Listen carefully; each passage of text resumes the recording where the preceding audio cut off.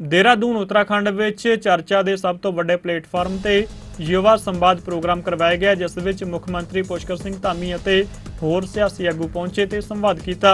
इस मौके अदारा चढ़दी कला के चेयरमैन पद्मश्री डॉक्टर जगजीत सिंह दर्दी, सरदारनी जसविंदर कौर दर्दी, चढ़दी कला टाइम टीवी उत्तराखंड के ब्यूरो चीफ बसंत निगम भी मौजूद रहे। इस मौके उन्होंने मुख मंत्री का सन्मान किया। दस दे के प्रोग्राम चढ़दी कला टाइम टीवी उत्तराखंड की टीम वालों करवाया गया।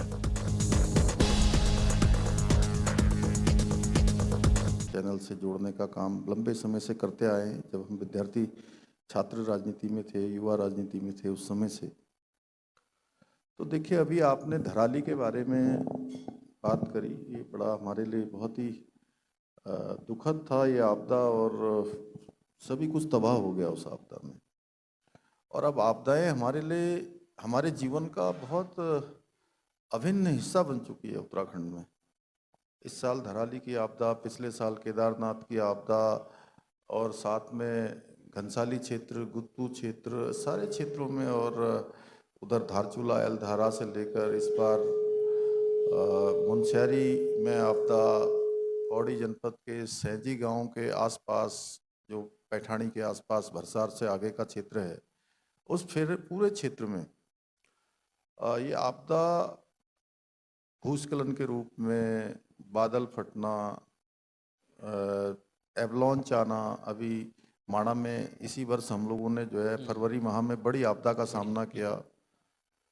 तो आपदाओं का एक बड़ा वो हो गया है, और मैं ऐसा मानता हूं कि आपदा के समय में आपदा को रोका नहीं जा सकता है। आपदा प्राकृतिक है, लेकिन आपदा के बाद यथासंभव जो भी हो, क्विक रिस्पॉन्स, त्वरित गति से लोगों के बीच में राहत का काम करना, उनके बीच में खड़ा होना। और मैंने भी वही किया, जैसा आपने कहा कि मैं उस दिन तिरुपति में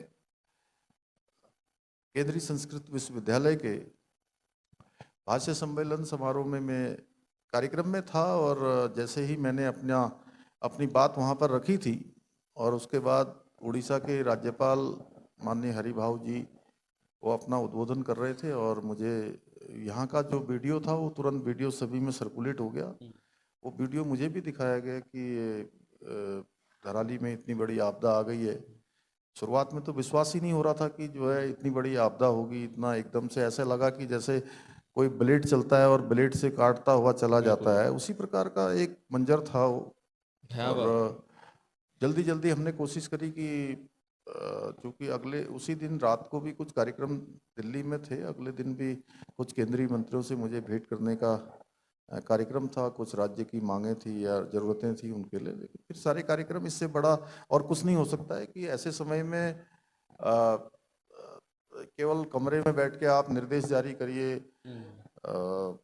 मैं समझता हूँ वो मैंने कभी नहीं किया है, और मैंने ये प्रयास किया कि किसी भी तरीके से मैं वहाँ पर पहुँचूँ, और अधिकारियों के, कर्मचारियों के, और जो लोग पीड़ित हैं वहाँ पर जो सेवा के कार्य में लगे, उनके साथ मैं भी खड़ा हूँ, जिससे उनका कहीं ना कहीं मनोबल बढ़े और त्वरित गति से सब काम में व्यवस्थित हों।